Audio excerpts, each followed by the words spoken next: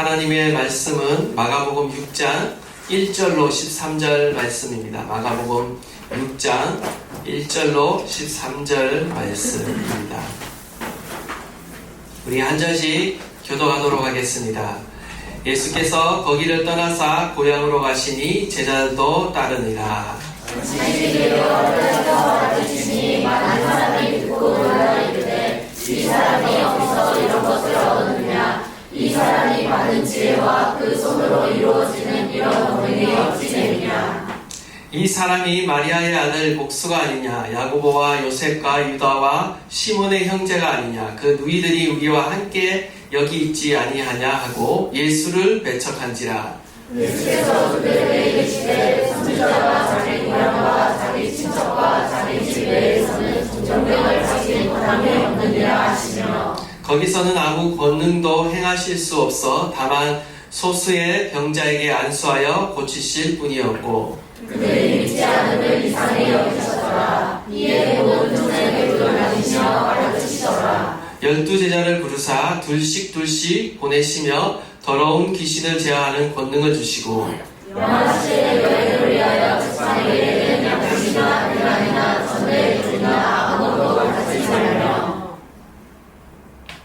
신만 신고 두벌 옷도 입지 말라 하시고, 또 이르시되 어디서든지 누구의 집에 들어가거든 그곳에서 떠나기까지 거기 유하라. 어느 곳에서든지 너희를 영접하지 아니하고 너희 말을 듣지도 아니하거든 거기서 나갈 때에 발 아래에 먼지를 떨어버려 그들에게 증거를 삼으라 하시니.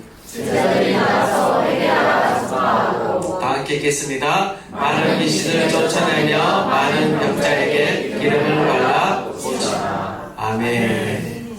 예, 오늘 본문은요, 예수님께서 자신의 고향인 나사렛을 방문하셨으나 배척받으신 사건을 다루고 있습니다. 이어서 예수님께서 제자들을 또 이렇게 파송하시는 사건이 서로 대조가 되고 있습니다. 오늘 설교의 제목은 배척할 것인가 아니면 따를 것인가 라는 그러한 주제로 우리가 말씀을 보게 될 텐데요. 우리가 예수님을요 다 환영하고 또 받아들이는 것 같지만요, 교회 안에서도요 예수님에 대한 생각이 각자가 다르다는 것을 보게 됩니다.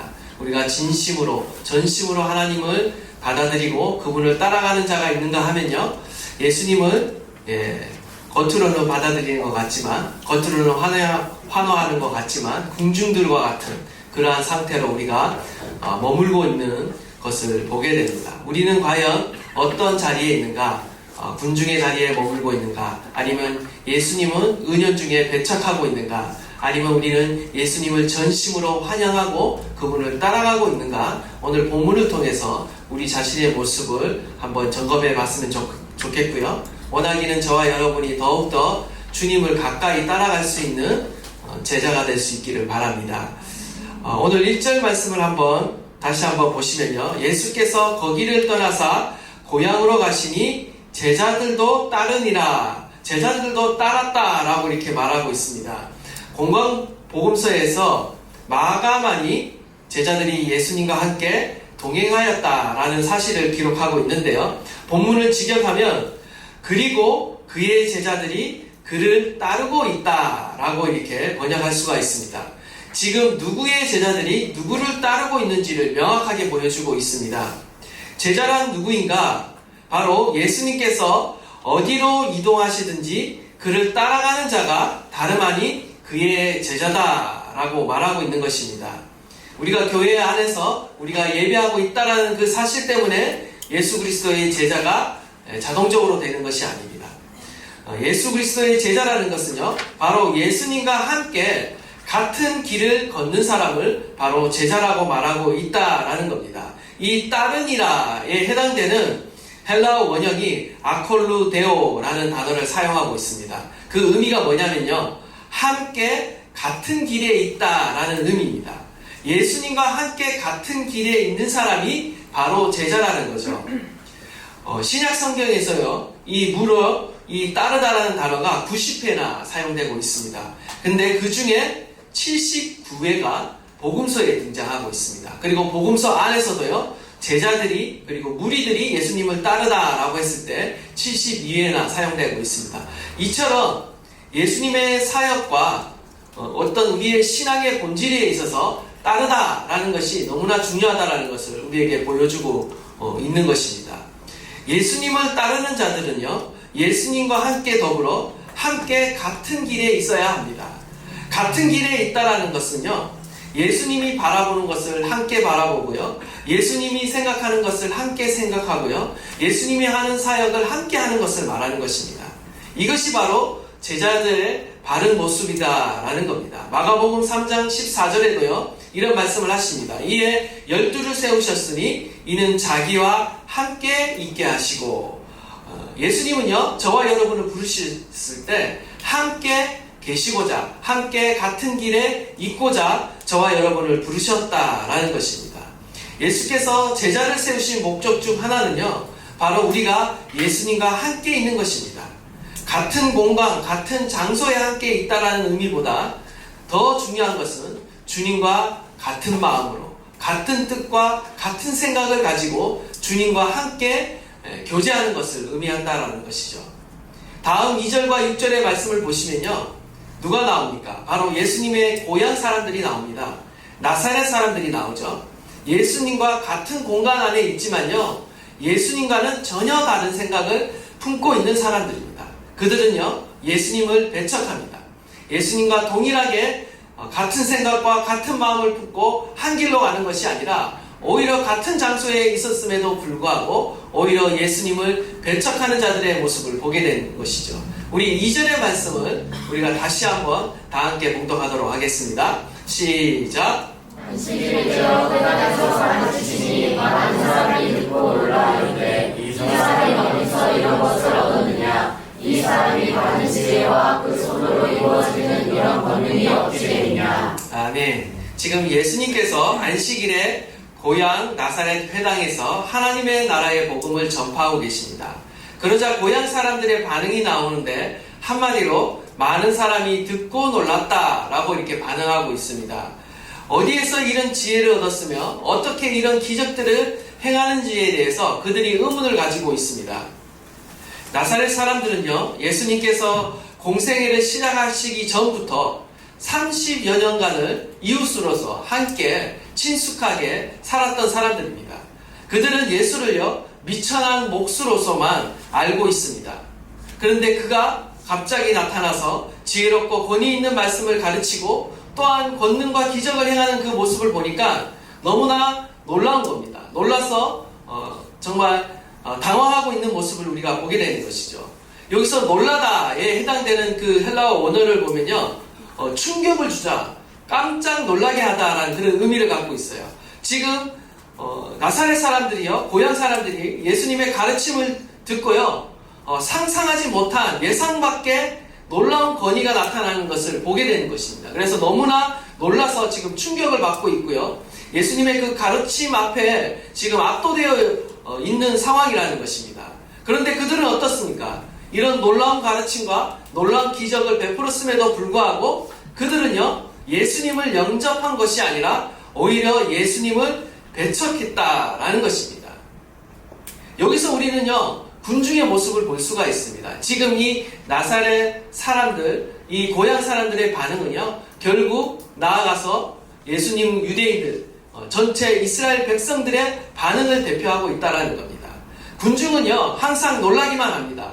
군중은 놀라지만요 예수님을 따르지는 않아요. 순종하지는 않아요. 그것이 바로 군중이라는 것입니다. 마가복음에 보시면 제자들과 유대인들이 예수님의 가르침과 사역을 보면서 놀랐다는 표현이 대단히 많이 등장하고 있습니다. 제일 먼저 나오는 것이 우리가 이미 살펴봤듯이 마가복음 1장에서 나오고 있습니다. 회당에서 안식에서 가르칠 때, 그때도 회당 안식일에 가르치실 때 그런 반응이 나왔어요. 예수님의 가르침이 서기관과 같지 않고 권위 있는 자와 같았다라는 거죠. 그래서 그들이 예수님의 그 가르침을 듣고 놀랐다라고 반응을 합니다. 군중들의 반응은요 항상 놀랍니다. 그러나 중요한 것은 놀라는 것으로만 그친다라는 데 문제가 있는 것이에요. 우리는요 놀라는 것으로만 그쳐서는 아니 되는 거죠.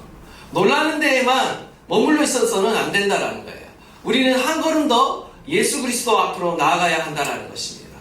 예수님께 순종하고 따라가는 그곳까지 우리의 믿음의 신앙의 자리가 나아가야 한다는 것입니다. 군중들은 항상 놀라는 데만 그칩니다. 은혜를 받는 데만 그쳐요. 항상 감동받는 것에서만 그친다라는 것입니다. 거기서 더 이상 나아가지 않는다라는 데 문제가 있다라는 것입니다. 기적을 체험하는 것을 좋아합니다. 은혜를 받고 감동을 받는 것은 정말 좋아합니다. 그러나 감동받고 은혜 받는데 그친다라는 데 문제가 있다라는 것입니다. 우리의 모습을 한번 돌아보기를 원합니다. 우리의 모습은 어떠한 모습인가? 항상 주님 앞에 나와서 말씀을 듣고 예배를 하고 기도를 드리고 있지만 우리의 모습은 과연 어느 자리에 머물고 있는지 돌아보기를 원합니다. 그냥 은혜 받고 감동받는 데 그치는 것인지, 아니면 그 감동받은 그 감격과 은혜 받은 그것을 깨달아 우리가 어떻게 살아야 될지를 결단하며 우리가 어떤 모습으로 주님 앞에 나아갈지를 더욱 결단하며 주님 앞에 가까이 나아가고 있는지, 아니면 그냥 은혜 받는데 머물고 있는지, 감동받는데 머물고 있는지, 그냥 놀라는데 머물고 있는지 우리의 자신을 돌아봐야 한다는 것입니다.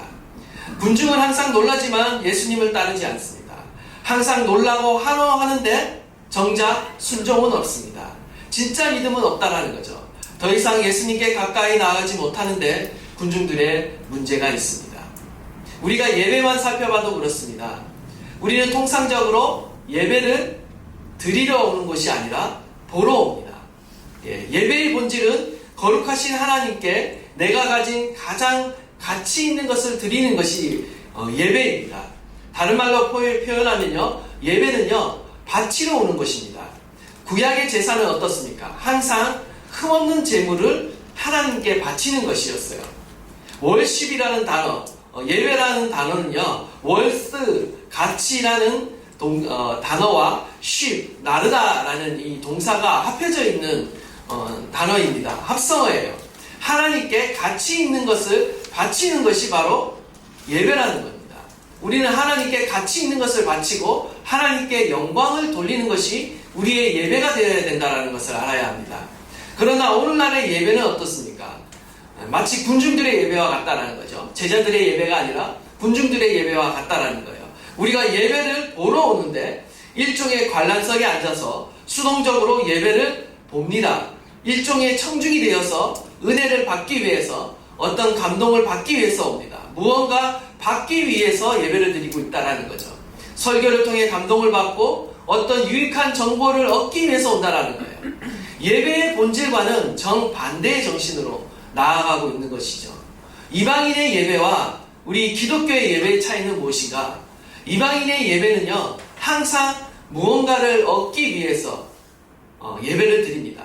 어떤 신과의 인격적인 교류나 어떤 관계를 중요하게 여기지 않아요. 그냥 일방적으로 내가 무언가를 드리고 무언가를 받겠다라는 그런 생각으로 오는 것이죠. 그러나 기독교 예배는 어떻습니까? 기독교의 예배는요, 바로 예배의 대상이 있습니다. 인격이 있다라는 거예요. 인격적인 대상이 있다는 거예요. 하나님이 누구이신지를 우리가 분명히 깨닫고 그분께 우리의 온 마음과 뜻과 정성을 드리는 겁니다. 우리의 마음과 뜻과 정성을 다해 영과 진리로 예배를 드린다는데 차이가 있다는 것입니다. 참된 예배는요, 우리의 삶을, 우리의 가치 있는 것을 하나님께 드리는 데 있습니다. 하나님이 기뻐하시고 온전하신 그 뜻을 내가 분별해서 그 뜻대로 살아감으로 인해 우리의 삶을 산제사로 하나님께 드리는데 예배의 본질이 있다는 것이죠. 그렇기 때문에 참된 예배는 내가 오늘 감동을 받았다, 은혜를 받았다, 그것에 따라서 오늘 예배가 성공했다, 성공 안 했다가 결정되는 것이 아니라 오늘 아무 감동 없이 돌아간다 할지라도 내가 지금 주님 앞에 온전히 무언가를 드렸다면, 가치 있는 것을 드렸다면, 여러분의 마음을 드리고 삶을 드렸다면 그 예배는 성공한 예배라는 것입니다. 원하기는 저와 여러분이 이 자리에 군중과 같이 항상 무엇을 달라 하는 그 심정으로 와 있는 것이 아니라 주님의 그 뜻을, 주님의 그 마음을 우리가 발견하고 그 하나님께 무언가를 드리기 위해, 그 하나님께 영광을 돌리기 위해 이 자리에 나와 있는 그리스도의 참된 제자가 될 수 있도록 우리가 기도해야 되겠고요. 우리가 그러한 자가 되어야 될 줄 믿습니다. 아멘. 참된 예배자가 되십시오. 아멘. 참된 그리스도의 제자가 되십시오. 아멘. 무엇을 얻기보다 내가 나를 구원하신 그 그리스도의 은혜와 사랑에 감사해서 내가 무엇을 드릴 수 있을까를 생각하며 예배할 수 있는 저와 여러분 되시기를 간절히 축원합니다. 아멘. 3절을 보시면 이 사람이 마리아의 아들 목수가 아니냐, 야고보와 요셉과 유다 시몬의 형제가 아니냐, 그 누이들이 우리와 함께 여기 있지 아니하냐 하고 예수를 배척하고 있습니다. 지금 무리들이 놀랐음에도 불구하고요, 그들이 가지고 있는 선입과 예수는 목수에 불과하다는 이 선입과 예수의 인간적인 출신 배경을 극복하지 못하고 있는 것을 보게 됩니다. 무리들은 예수님의 그 출신 배경과 직업에 대해서 너무나 익숙히 잘 알고 있습니다. 그들은 예수님과 같은 마을 출신이었기 때문에 예수님의 어머니 마리아도 알고 있었고 예수님의 형제 자매까지 속속들이 가정사를 알고 있었습니다. 예수님의 누이들은요, 지금 자신들의 아내가 되어 함께 살고 있는 자들도 있었습니다. 무엇보다도 그 당시 목수라는 직업은 존경받는 직업이 아니었습니다. 직업적으로 목수이고 또 아무런 정규 교육도 받지 못하는 그런 자라는 배경이 예수님을 하나님이 보내신 선지자적 인물로 받아들이는데 지금 방해가 되고 있다는 것을 보게 됩니다. 뿐만 아니라 그 당시 사회적인 통념의 안에 뭐가 있습니까? 나사렛에서는 선한 것이 날 수 없다라는 사회적 통념이 그들 안에 있었다라는 거죠. 그들은 자동적으로 이런 사회적 통념과 선입관에 따라서 나사렛 출신인 예수는 결코 선지자가 될 수 없다라는 판단을 내렸을 것입니다. 다른 지역 사람들이 나사렛을 무시하더라도요, 사실 이 나사렛 사람들은요, 자기 마을에 대한 어떤 자긍심을 갖고 있어야 되는데 그들은 사회적 통념에 따라 자신들의 어떤 고향에 대한 자긍심조차 없었습니다. 그리고 자신의 고향 출신인 이 예수가 메시아이신 것을 도저히 믿을 수 없는 거죠. 자랑스러워하지도 않고 오히려 배척하고 있다라는 것입니다. 예수님을 가리켜 마리아의 또 아들이라고 지금 이렇게 이야기하고 있는데요. 요셉의 아들이 아니라 마리아의 아들이라고 말하고 있습니다.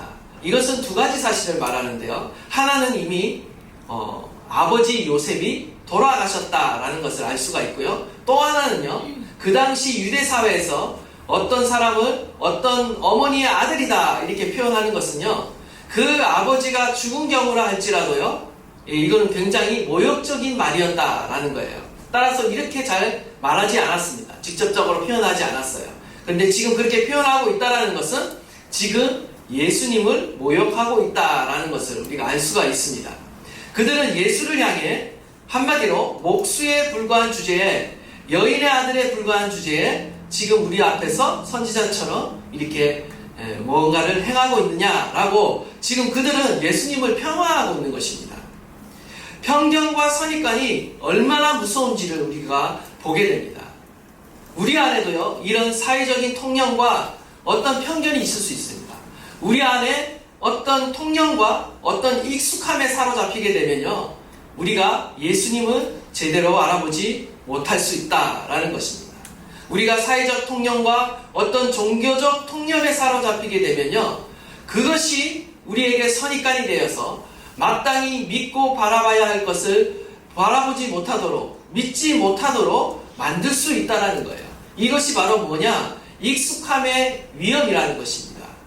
4절 보시면 예수께서 그들에게 이르시되 선지자가 자기 고향과 자기 친척과 자기 집 외에는 존경을 받지 못함이 없느니라 하시며, 지금 나사렛 사람들이요, 자신들과 오랫동안 가까이 지낸 그 예수로 인해서 어떤 그 익숙함으로 인해서 예수님을 오히려 거부하고 있는 것을 보게 되는 것이죠.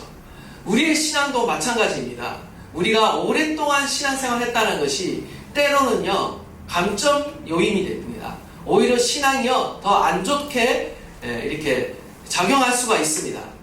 나사렛 사람들과 같이 어떤 익숙한 그런 고정관념에 우리가 사로잡혀 있을 수 있어요.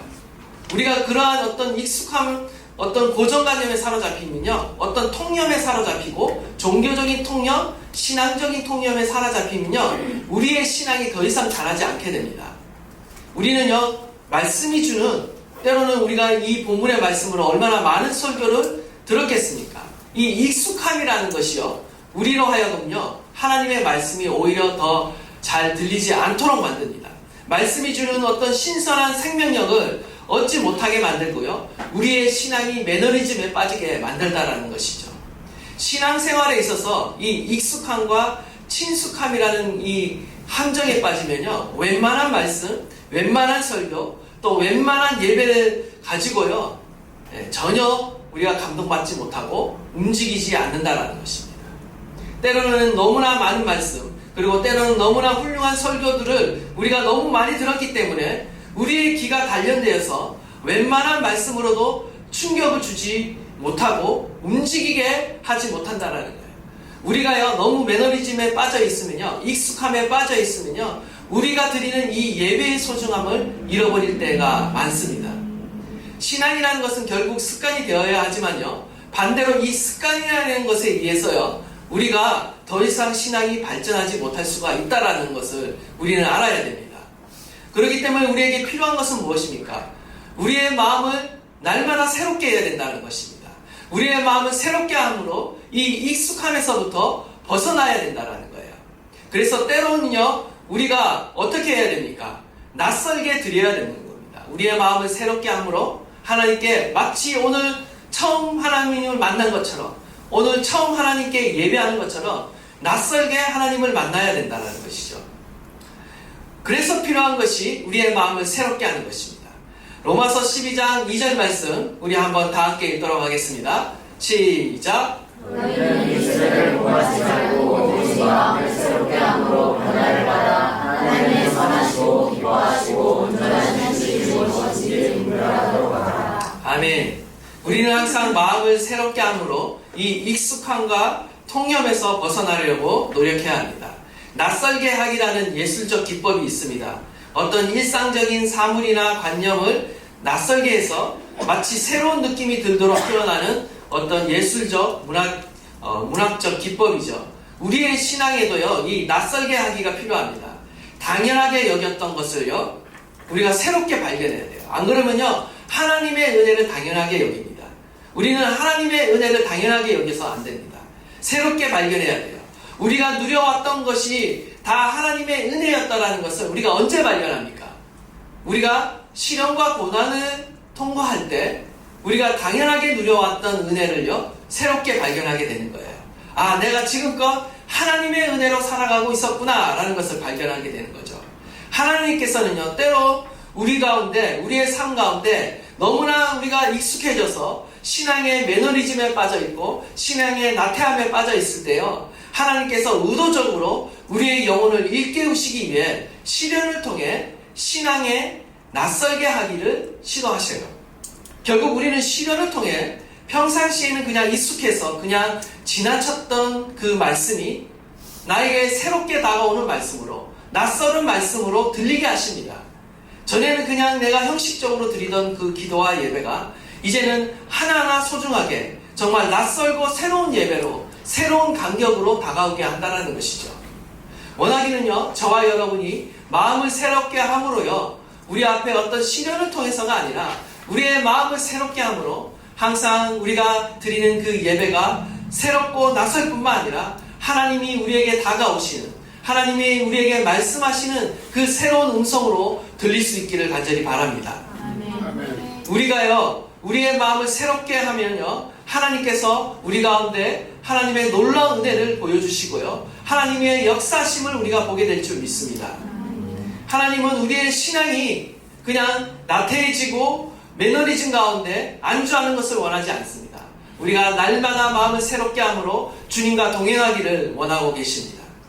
5절과 6절 말씀 우리가 한번 다 함께 읽도록 하겠습니다. 시작. 거기서는 아무 권능도 행하실 수 없어 다만 소수의 병자에게 안수하여 고치실 뿐이었고 그들이 믿지 않음을 이상히 여기셨더라. 아멘. 예수님께서는 결국 고향에서는 아무 권능도 행할 수 없었습니다. 다만 소수의 병자만을 안수하여 고치셨습니다. 나사렛 사람들의 불신이 결국 예수님께서 어떤 능력도 행하시지 못하도록 작용한 것이죠. 믿음이 없는 곳에서는 하나님께서 일하지 않습니다. 예수님의 능력이 부족하거나 어떤 제한되었기 때문이 아니라 바로 사람들의 불신으로 인해서 많은 권능을 행하지 않으신 것입니다. 아무리 예수 그리스도가 전능하신 하나님이라 할지라도 우리가 예수 그리스도를 거절하고 불신하는 곳에서는 하나님께서 일하지 아니하십니다. 우리가 나사렛 군중들과 같이 익숙한 고정관념과 선입관에 사로잡혀서 우리가 하나님을 거부하면요, 하나님을 인정하지 않으면요, 우리는 더 이상 하나님의 일하심을 볼 수가 없다라는 것입니다. 그렇기 때문에 우리는 선입관을 벗어나야 됩니다. 종교적인 통념과 사회적인 통념에서 벗어나 정말 익숙한 우리의 습관에서 벗어나 우리는 날마다 새롭게 함으로, 우리의 마음을 새롭게 함으로 주님 앞에 나가 신선한 하나님의 그 기름 부으심을 받고 하나님의 살아있는 역사를 경험해야 될 줄 믿습니다. 계속해서 예수님을 따르는 사람들이 7절에서 13절에 나오는데요, 7절 말씀을 보시면 예수님께서요 둘씩 사람들을 짝지어서 보내는 것을 보게 됩니다.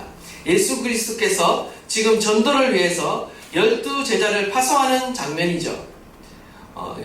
전반부가 예수님을 배척한 사람들이 나왔다라면 이제 후반부는요 바로 예수님을 따르는 자들이 지금 등장하고 있습니다. 제자들이 등장하고 있습니다.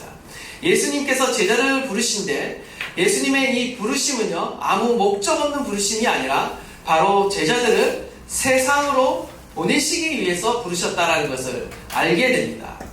두 동사가 등장하죠.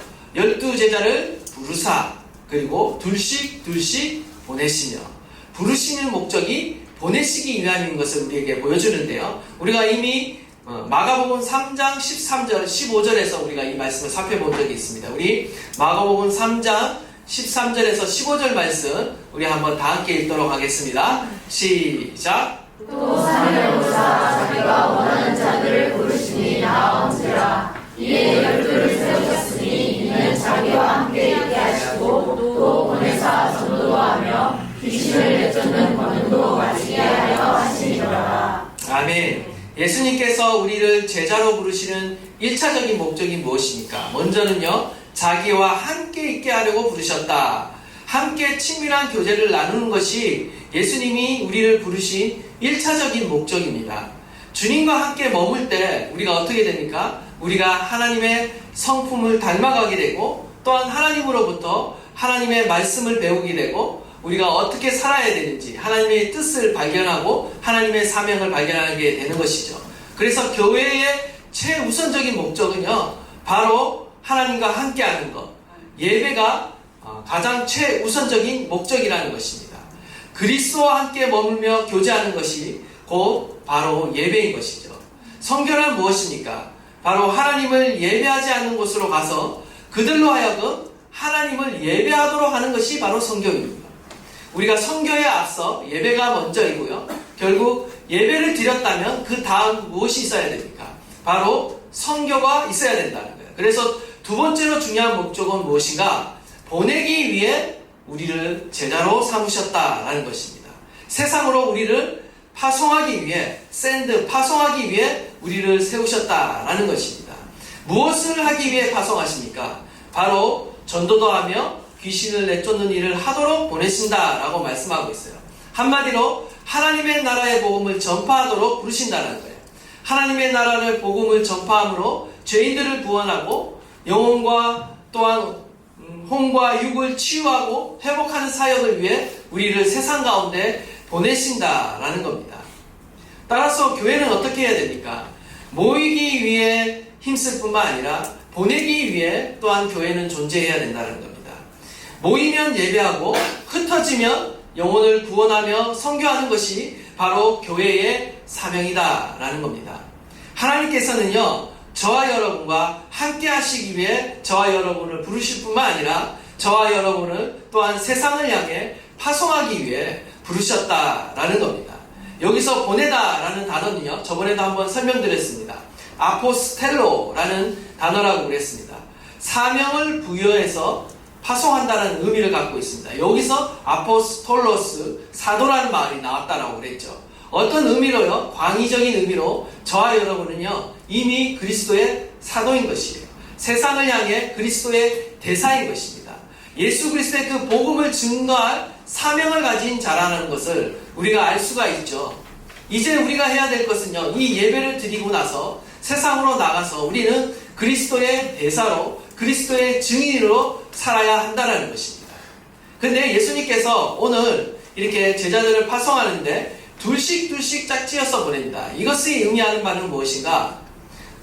그것은 바로 예수님께서 이 두 가지 의미를 가지고 이 둘씩 짝지어서 보내시는데요. 그 첫 번째 의미가 무엇이냐 하면요, 신명기 19장 15절에 보면요, 율법에 의하면 증인으로서 효력을 가지려면 적어도 2명 이상이 있어야 했습니다. 지금 복음을 증거하는 제자들의 역할이 증인이다라는 것을 지금 보여주고 있는 것입니다. 우리는 그리스도의 부활의 증인이 되어야 돼요. 증인으로서 반드시 진리를 증거해야 될 책임이 저와 여러분 가운데 있는 것입니다. 우리가 증거했음에도 그들이 듣지 않는 것은 우리의 책임이 없습니다. 하지만 우리가 하나님의 말씀을 가졌음에도 불구하고 부활의 진임을 우리가 알고 있음에도 불구하고 증거하지 않음으로 인해서 그 사람이 복음을 듣지 못해서 망하게 되면 그 책임이 우리 가운데 있다라는 거예요. 그래서 2명씩 보내서 반드시 우리가 증거했다라는 증인을 또한 삼는 것입니다. 두 번째로 두 사람이 이렇게 함께 보냈다라는 것은요, 두 사람이 연합해서 함께 연합함으로 그리스도의 사명을 감당하도록 보내시는 것입니다. 하나님의 사명은요, 한 사람보다 두 사람이 함께 할 때 더 큰 힘을 발휘할 수 있습니다. 두세 사람이 합심할 때 하나님이 함께 하신다고 약속해 주셨고요, 어려운 일도 감당할 수 있게 되는 것입니다. 이것이 바로 연합의 힘이다라는 것이죠. 우리 전도서 4장 12절 말씀 우리 한번 다 함께 읽도록 하겠습니다. 시작. 사람이여 배워가지만 두 사람이면 맞설 수 있나니 세력을 쉽게 끊어지지 아니하느냐. 아멘. 예, 혼자 싸우면 우리가 지치거나 넘어지기 쉽습니다. 그러나 둘이 힘을 합하면요, 쉽게 지치지 않습니다. 적에게 맞서 싸울 용기가 생기는 것이죠.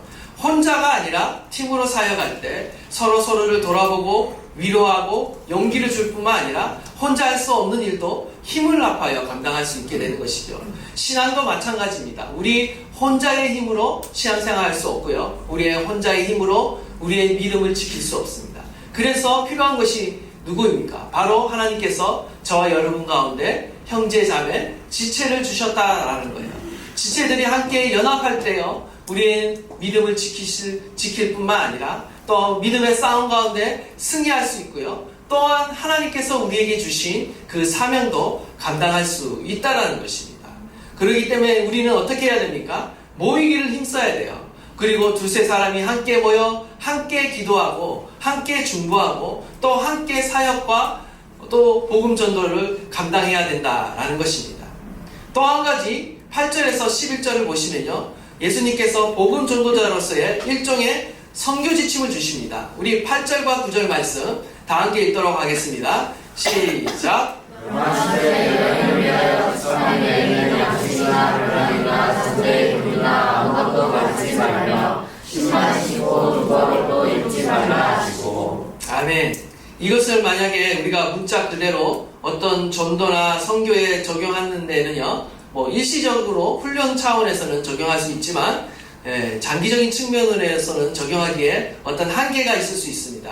그러나 이것이 의미하는 그 원리가 있습니다. 선교의 원리, 어떤 제자도의 원리가 있습니다. 그것은 뭐냐면요, 우리 출애굽기 12장 11절 말씀, 우리 출애굽기 12장 11절 말씀도 한번 다 함께 읽도록 하겠습니다. 시작. 너희는 그것을 이렇게 먹을지니 허리에 띠를 띠고 발에 신을 신고 손에 지팡이를 잡고 급히 먹어라. 이것이 여호와의 유월절이니라. 아멘. 6월절에 관한 말씀인데요, 이 말씀과 지금 예수님이 하신 말씀이 유사성이 있습니다.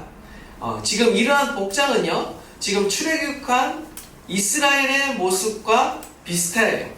이스라엘의 그 출애굽하는 모습을 연상시키는 겁니다. 지금 예수 그리스도를 말미암아 무엇이 일어났다? 새 출애굽이 일어났다라는 거예요. 예수님으로 인해 새 출애굽이 일어났다라는 거예요. 지금 이러한 메시지를 지금 행동으로 전달하고 있는 것입니다. 하나님의 나라가 가까이 왔다라는 것을 어떤 복장이나 행동을 통해서 지금 메시지를 전달하고 있는 것이에요. 지금 제자들이 맡은 사명은요, 지금 그 어떤 일보다 긴박하고 중요하다는 것을 보여주고 있습니다. 6월절 식사가 지금 어떤 형식으로 치러지고 있습니까? 굉장히 긴박하게 치러지고 있죠. 곧 출애굽을 해야 되기 때문에 앉아서 밥을 먹는 것이 아니라 지금 마치 여행을 바로 떠나는 그 모습을, 자세를 가지고 식사를 하도록 하나님께서 명령하셨어요. 그런데 지금 제자들에게 지금 선교를 명령하시면서 이와 같은 똑같은 명령을 하고 있는 것입니다. 이것은 무엇을 말하는 것입니까? 그것은 바로 제자들에게 있어서 이 복음 사명, 복음을 증거하는 사명은요, 매우 긴박한 사명이라는 거예요. 매우 긴박하고도 중요한 사명이라는 것을 보여주고 있는 것입니다. 마치 출애굽 때처럼 우리는 시간적 여유가 없다라는 거예요. 즉시 허리에 띠를 띠고 신을 신고 손에 지팡이를 잡고 급히 먹어야 할 정도로 긴급한 사명이 우리 가운데 있다라는 것을 지금 보여주고 있다라는 것이죠. 또 하나는 뭐냐면요, 미시나라는 유대 경전이 있습니다. 주 2세기에 쓰여진 것인데요, 이 책에 보면 어떤 기록이 있냐면요, 성전에 들어갈 때 지팡이나 신발이나 전대나 발에 먼지를 가지고 들어갈 수 없다라는 이런 기록이 있습니다. 이 내용과 또 오늘 본문의 내용이 또 유사한 점이 있습니다. 이 말은 무엇을 말하느냐? 바로 이 선교라는 것은 예배와 유사하다라는 거예요. 이 선교는요, 성전에 들어갈 때와 유사하다라는 거예요. 무슨 말이냐? 선교는요, 성전에 들어가는 것과 같다라는 거예요. 거룩한 소명이라는 거예요. 거룩한 예배와 같다라는 거예요. 그러니까 이 선교라는 것은요, 하나님 앞에서 지금 긴박한 사명이자 거룩한 사명이라는 것을 우리에게 보여주고 있는 것입니다. 이 선교라는 것은요, 선택사항이 아니에요. 그래서 우리에게 있어서, 그리스도인들에게 있어서요, 바로 그리스도인의 정체성이자 우리의 사명인 것을 우리는 믿어야 하는 것입니다. 우리는 선교에 대한, 영혼 구원에 대한 긴급성과 중요성을 가지고 우리는 살아가야 한다는 것이죠. 마지막으로 이 말씀이 또 우리 가운데 시사하는 바가 있습니다. 그것은 뭐냐면요, 필요를 채우시는 하나님을 전적으로 의지해야 된다는 것을 우리에게 교훈하고 있습니다. 제자는요, 우리의 삶을 채우시는, 우리의 필요를 채우시는 하나님을 전적으로 의지해야 합니다. 그렇지 않고서는요, 예수님을 따라갈 수 없습니다. 예수님의 제자가 될 수가 없습니다. 예수님의 따라가는 길은요, 하나님의 그 능력을, 그 공급하심을, 그 인도하심을 우리가 신뢰하지 않고는 따라갈 수 없다는 것입니다. 긴 여행을 떠나는 사람들에게 얼마나 많은 물품이 필요하겠습니까? 지금 집을 떠나서 여행하면서 겪을 수 있는 그 모든 여러 상황들을 우리가 대비해야 되고, 또한 예상치 못한 일이 일어날 수 있는데 우리가 그 모든 것들을 다 대비하고 떠날 수는 없다라는 거예요. 하나님을 의지할 수밖에 없다라는 것입니다. 예수님은 제자들에게 전도 여행을 위해 아무것도 준비하지 말고 지팡이 하나만 들고 가라고 하셨습니다. 이것은 무엇을 말하는 것이냐? 오직 하나님 한 분만을 의지하라는 것이에요. 예수님을 따라가는 길은요, 오직 하나님 한 분만을 의지해서 따라가는 길입니다. 선교도 마찬가지예요. 전도도 마찬가지예요. 사람의 힘으로 되지 않는다는 거예요. 하나님의 도우심으로, 하나님의 인도하심으로 이루어진다는 것이죠. 하나님께서는요, 제자들의 모든 필요를 미리 아시고 미리 준비해 놓으시고 하나님은 예비해 놓으신다는 것을 우리에게 가르쳐주고 있는 것입니다. 10절 말씀 우리 다시 한번 우리 다 함께 읽도록 하겠습니다. 시작. 또 예수의 어디서든지 누구의 집에 들어가서는 그곳을 떠나기까지 거기 이와라. 아멘. 지금 어디서든지 누구의 집에 들어가든지 무슨 말입니까? 제자들이 어디를 가든지 그들이 머물 집이, 그들을 환영할 사람들이 예비되어 있다는 것을 지금 하나님이 보여주고 계시는 것이죠. 우리는 너무 앞날을요 미리 염려하고 걱정합니다. 그리고 너무 많이 대비하다 보니까요, 결국 우리의 삶 가운데 그냥 쫓기다 보니까 하나님의 사명을 잃어버리고 살아가게 되는 것이죠. 그러나 하나님은 우리에게 뭐라고 말씀하십니까? 무엇을 먹을까, 무엇을 마실까, 무엇을 입을까 하지 말라. 이는 다 이방인들이 구하는 것이다. 너희 하늘 아버지께서 이 모든 것이 너희에게 있어야 할 줄을 알고 계신다 라고 말씀하시면서 너희는 먼저 그의 나라와 그의 의를 구하라. 그리하면 이 모든 것을 너희에게 더하시리라고 말씀하고 있다는 것입니다. 지금 제자들에게 무엇을 말하고 있습니까? 하나님의 나라와 그 의를 먼저 구하는 삶을 살라고 가르치고 있는 것입니다. 제자들이 예수님이 주신 그 사명을 위해 살아갈 때 하나님께서 이 모든 것들을 책임져 주신다는 것을 지금 제자들로 하여금 경험하게 하고 계시는 것이죠. 원하기는 저와 여러분들이요, 하나님을 신뢰할 수 있기를 바랍니다. 하나님의 능력을 신뢰할 수 있기를 바라고요. 하나님이 우리의 삶의 필요를 채우시고 공급하시고 보호하시고 인도하신다는 사실을 신뢰할 수 있기를 바랍니다. 제자의 길은요, 그냥 함부로 갈 수 있는 길이 아니라 이러한 하나님을 신뢰할 때 그 하나님께서 우리의 공급자가 되어주시고 때로는 인도자가 되어주시고 때로는 보호자가 되어주셔서 우리의 인생을 이끌어 가심을 우리가 날마다 경험하며 걸어가는 길이 바로 제자의 삶이라는 것입니다. 원하기는 저와 여러분의 인생이요, 단지 군중에 머물러 있고 때로는 예수님을 배척하는 그러한 삶이 아니라 예수님을 진정으로 믿음으로 따라가고 주님과 함께 그 복음을 증거하는 하나님의 나라의 그 사명 가운데 함께 서 있는 저와 여러분 되시기를 간절히 축원합니다. 그렇게 살아갈 수 있도록 하나님께서 우리를 도우시고 또한 예비하고 계신 줄 믿습니다. 이러한 믿음으로 살아가는 저와 여러분 되시기를 간절히 축원합니다.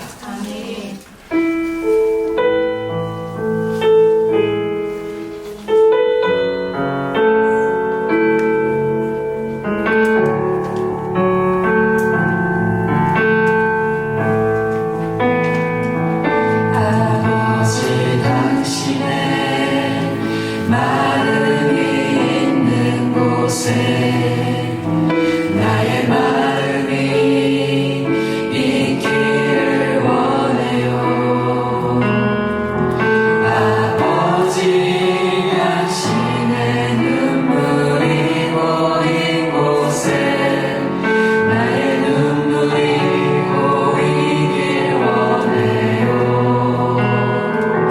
아버지, 당신이 바라보는 영혼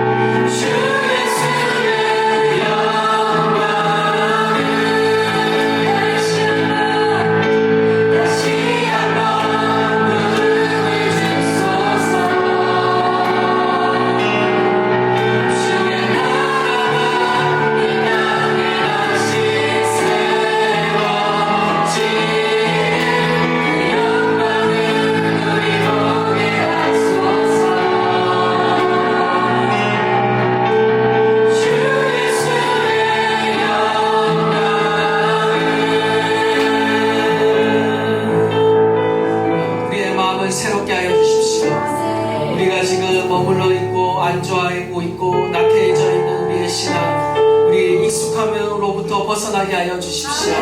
하나님, 주님의 말씀 앞에 우리가 새롭게 서게 하시고, 하나님은 사랑함이 그 첫사랑이 회복되게 하여 주시고, 다시 복음 앞에 서는, 다시 그리스도의 증인으로 서는 저희들이 되도록 우리의 믿음과 신앙을 새롭게 하여 주시옵소서. 하나님, 우리 안에 있는 모든 두려움들을 하나님 제거하여 주시고, 하나님께서 우리의 하나님 보건자가 되어 주시고 보호자가 되어 주시며, 하나님 그러한 하나님을 전적으로 의지함으로 하나님 주님을 따라갈 수 있도록 우리와 함께 하여 주십시오. 우리 다 함께 주여 부르짖고 통성으로 기도하도록 하겠습니다. 주여, 하나님 아버지 고맙습니다. 하나님 아버지, 우리가 하나님 안주하고 어떤 익숙함에 사로잡혀 더 이상 하나님 나아가지 못하고 하나님 우리의 삶은 시간이 정체되고 우리의 시간이 머물러 있지는 않습니다. 하나님 이 익숙함에서 벗어나게 하십시오. 하나님 이 안주함에서 벗어나게 하십시오. 이 낙태함에서 벗어나게 하십시오. 하나님 우리 안에서 우리가 우리의 영이 되어주고 우리의 마음이 새롭게 되고 하나님 우리의 첫사랑과 천국에 만들게 하시고 하나님께서 주신 사랑을 회복하게 하소서. 우리가 두려워하지 않고 믿음으로 나가고 우리를 함께 하시며 하나님 예비하시고 하나님 부르시고 하나님 우리가 우리의 기쁨으로 하나님 나가도록 주님 역사하시고 주옵소서. 주님 역사하여 주십시오. 우리가 주님 같습니다. 우리 하나님 가시는 주님은 하나님과 신뢰합니다. 하나님 아버지, 우리가 하나님 우리 있는 자기의 삶이나 주님을 따라가는 하나님 거룩한 존재의 삶을 되도록 저희를 인도하시고 함께하여 주시옵소서. 하나님 아버지 감사합니다. 우리는 날마다 안주하려 하고 머물려 하고 더 이상 나아가려고 하지 않지만 하나님께서 우리를 일깨우시며 우리의 마음을 새롭게 하시며 계속 사랑하는 자야 나와 함께 가자 말씀하시며 우리를 인도해 주시니 감사합니다. 하나님 머물지 않게 하여 주시고 안주하지 않게 하여 주시고 우리가 가진 그 익숙함에서 벗어나 그리스도를 따라가는 제자가 되도록 주님 축복하여 주시옵소서. 복음의 위대한 사명이 있습니다. 긴급한 사명이 있습니다. 거룩한 사명이 있습니다. 주님께서 우리를 부르시사 하나님과 함께 하심으로 하나님과의 그 친밀함을 누리게 하시고 이제는 우리가 세상을 향해 하나님 우리를 보내사 하나님의 사명을 감당하게 하시는 줄 믿습니다. 이 사명을 위해 살아가는 저희들 되도록 축복하여 주시옵소서.